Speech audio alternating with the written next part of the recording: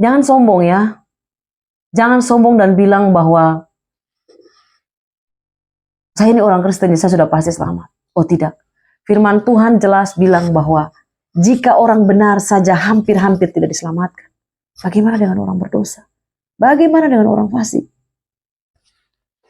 Mari kita semua orang berdosa, kita sadar bahwa kita orang berdosa.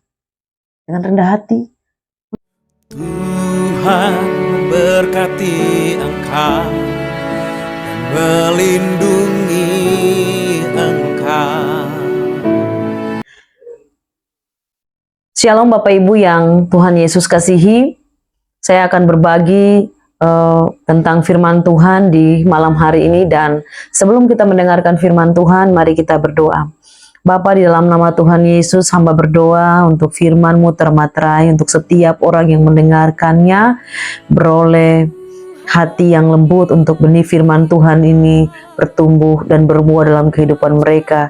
Dan hamba-Mu yang berbicara, sembunyikan hamba-Mu di balik salib, dan firman Tuhan hamba percaya bahwa tidak pernah kembali dengan sia-sia. Di dalam nama Yesus kami berdoa, haleluya, amin. Bapak Ibu yang diberkati Tuhan, shalom umat Tuhan, selamat berhari Minggu. Perkenalkan, nama saya Novikot Ngoran. Saya ingin berbagi tentang firman Tuhan yang hari ini cukup rema. Tiba-tiba saya mendengarkan kabar tentang kematian seorang polisi yang cukup luar biasa, cukup baik, yang saya kenal adalah Kapolsek Selaru, Ibda Simon Matruti, Bapak Ibu. Ibda Simon Matruti kami sudah mengenal waktu beliau masih sebagai kanit di reserse, dan ketika saya sementara ada di pantai dan saya mendengar kabar tentang kematiannya, dan itu membuat saya cukup sedih dan saya terpukul. Saya pulang dan saya berdoa, saya menangis sama Tuhan. Tuhan, kalau bisa mari Tuhan kasih kehidupan kembali kepada Bumon, biasa saya panggilnya Bumon, bisa hidup kembali, karena Tuhan tidak menghendaki kematian orang fasik, tapi Tuhan menghendaki setiap orang bertobat. Tuhan, kalau bisa Tuhan kasih umur panjang kembali, Tuhan Yesus. Tapi itu tetap adalah keputusan Tuhan yang terlaksana dalam hidup kita. Bapak Ibu yang diberkati Tuhan, ini adalah musim gugur. Kenapa saya bilang musim gugur? Karena setiap hari, setiap menit, di media sosial, di Facebook, Instagram, WhatsApp grup, japri, status orang, cerita orang, kabar-kabar tentang kematian orang-orang yang mungkin saja kita kenal biasa, pernah kenal, atau orang-orang yang dekat dengan kita, yang pernah baik sama kita, yang mengasihi kita, keluarga kita, teman kita, sahabat kita. Tiba-tiba mereka dipanggil pulang. Belum cukup seminggu saya mendengar kabar tentang kematian seorang teman, seorang adik, dia Daud, yang cukup menyedihkan, Ademon. Kemudian suami Ibu Ita Rainuni, Bu Yani, yang beberapa kali membantu saya waktu saya berurusan di Dukcapil, dan ipar saya di Arwidas. Dan hari ini saya mendengarkan kabar tentang Kapolsek Selaru meninggal. Bapak Ibu, saya sedih sekali. Dan saya mengucapkan turut berduka cita yang mendalam atas kepergian orang-orang yang pernah tolong saya, pernah begitu baik sama saya. Kiranya Tuhan menyambut kalian di sorga, dan Roh Kudus memberikan kekuatan kepada keluarga yang ditinggalkan. Ini adalah musim gugur, Bapak Ibu. Siapapun yang menyaksikan video ini, kemarin mereka yang meninggal, hari ini ada lagi yang meninggal. Besok kita tidak tahu, entah saya kah, entah Bapak Ibu kah, siapapun dia, kita semua ini akan pulang. Kita semua ini akan berpulang kepada Tuhan. Kita sementara mengantri, Bapak Ibu. Entah besokkah nama saya dipanggil, entah lusa siapapun yang menyaksikan video ini yang dipanggil, entahlah. Tidak ada satu orang pun yang luput dari kematian. Semua orang akan dipanggil Tuhan. Dan firman Tuhan bilang bahwa Semua orang telah berdosa dan telah kehilangan kemuliaan. Tetapi kasih karunia Tuhan adalah hidup yang kekal. Benar, kita semua adalah orang berdosa. Firman Tuhan berkata bahwa kasih karunia Tuhan adalah hidup yang kekal. Ternyata setelah kehidupan ini ada juga kehidupan lain. Setelah kita melewati kematian ini, kita akan hidup selama-lamanya dengan Tuhan, atau kita akan dihukum selama-lamanya di neraka. Neraka dan sorga itu bukanlah cerita dongeng, seperti kepercayaan beberapa orang yang saya kenal yang mereka menganggap bahwa sorga dan neraka itu tidak ada. Sorga dan neraka itu kita yang ciptakan. Benar, kita yang ciptakan. Jadilah kehendakmu di bumi seperti di sorga. Tapi benar bahwa sorga itu ada. Saya membaca dan saya mendengar kesaksian beberapa hamba Tuhan yang sudah pernah mati dan kemudian dibawa Tuhan ke sorga, lalu kemudian mereka hidup kembali dan mereka kesaksikan bahwa sorga itu nyata. Sorga itu nyata dan neraka itu nyata. Jadi bukan saja di bumi ini, tapi setelah kematian kita akan dihukum selama-lamanya, atau kita hidup selama-lamanya dengan Tuhan Yesus. Di dalam 1 Petrus 4 ayat 17 saya bacakan, karena sekarang telah tiba saatnya penghakiman dimulai, dan pada rumah Allah sendiri yang pertama-tama dihakimi. Dan jika penghakiman itu dimulai pada kita, bagaimanakah kesudahannya dengan mereka yang tidak percaya pada Injil? Dan jika orang benar hampir-hampir tidak diselamatkan, apakah yang akan terjadi dengan orang fasik dan orang berdosa? Di dalam rumah Allah, di gereja, penghakiman dimulai. Dan firman Tuhan bilang bahwa orang-orang benar saja hampir tidak bisa diselamatkan. Lalu bagaimana dengan kita orang berdosa? Bagaimana dengan orang-orang fasik? Orang-orang yang tidak menolak firman Tuhan.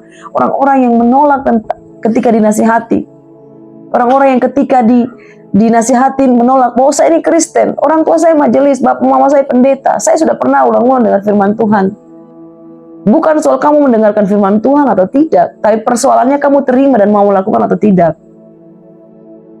Mari kita hidup hari ini seolah-olah hari ini adalah hari terakhirmu.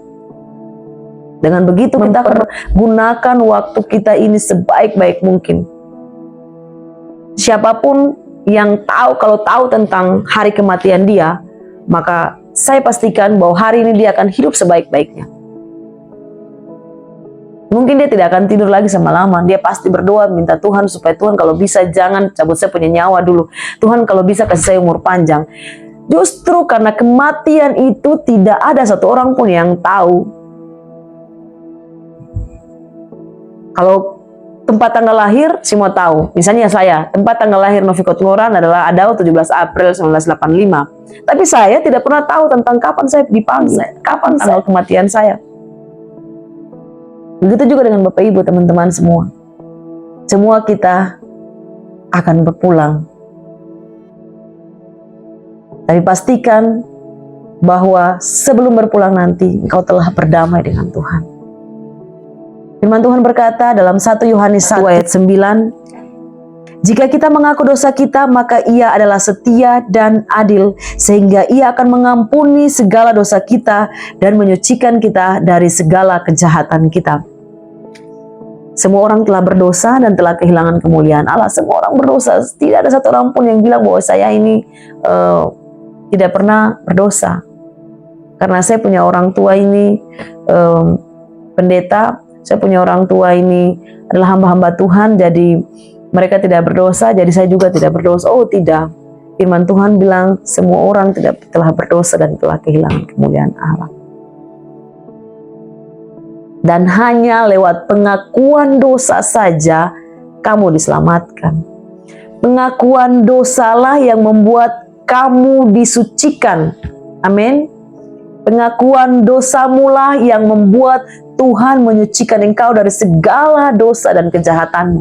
Dia berjanji bahwa jika engkau mengaku adalah tanda pengakuan jujur kita bahwa kita ini orang berdosa, kita butuh diampuni, kita butuh Tuhan diampuni.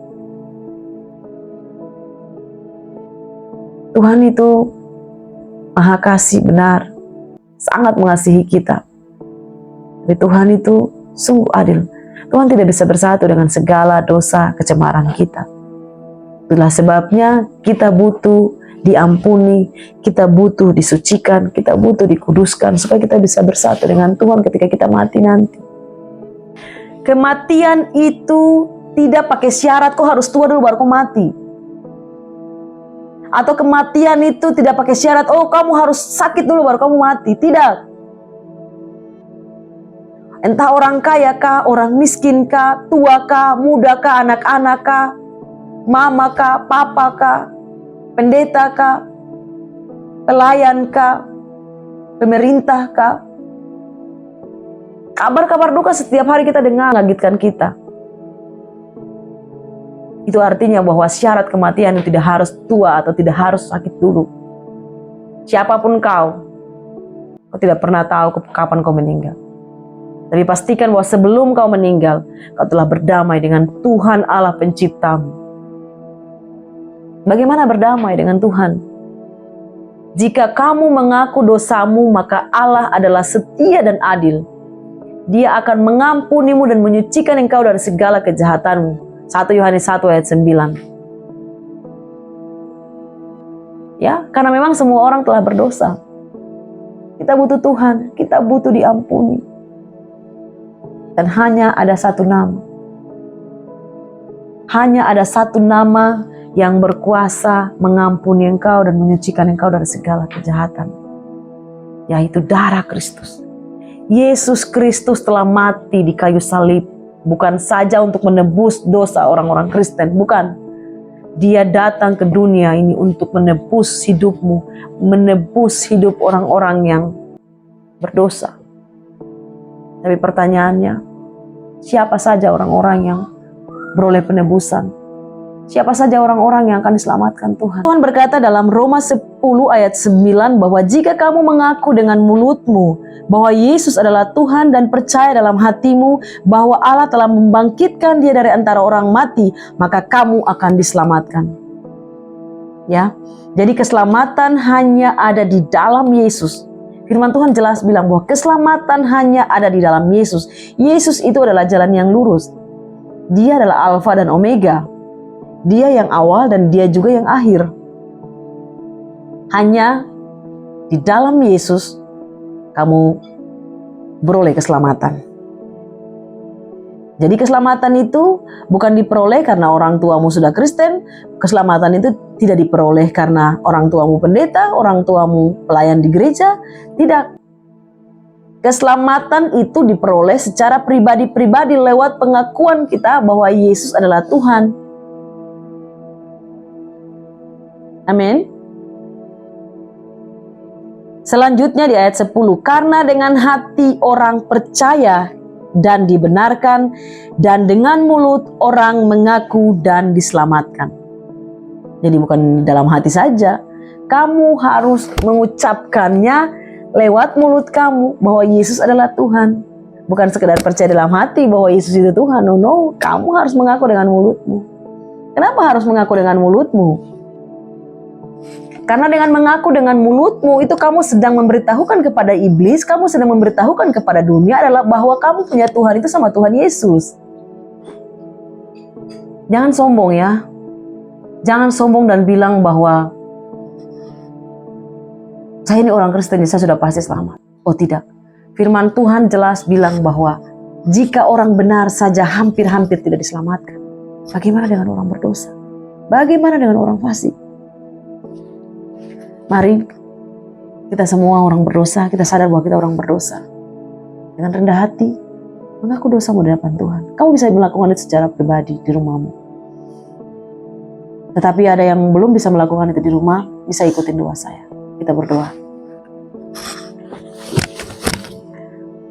Bapa yang baik dalam kerajaan sorga, jika hari ini Tuhan masih mengizinkan kami ada dan hidup bernafas, itu karena masih ada tugas-tugas yang Tuhan percayakan untuk kami kerjakan. Tapi Tuhan ampuni kami jika kami tidak setia melakukannya. Ampuni kami, baik dosa perbuatan kami, dosa pemikiran kami maupun dosa perkataan kami. Ampuni kami Tuhan. Selama ini kami menyakiti hati Tuhan dan hati sesama. Please ampuni kami Tuhan Yesus. Mari Tuhan, kami mengundang Engkau masuk dalam hati kami. Menjadi Tuhan dan Raja atas hidup kami. Kami menjadi anakmu dan Engkau menjadi Bapa. Mulai hari ini Tuhan, aku adalah ciptaan yang baru. Yang lama sudah berlalu dan sesungguhnya yang baru sudah datang. Dan kami mohon Tuhan, tuliskanlah nama kami dalam kitab kehidupan di surga yang kekal. Supaya kelak Engkau datang menjemput orang-orang percaya. Nama kami ada di sana. Terima kasih Bapa. Kami mengucap syukur kepada Engkau. Di dalam nama Tuhan Yesus Kristus kami berdoa. Amin.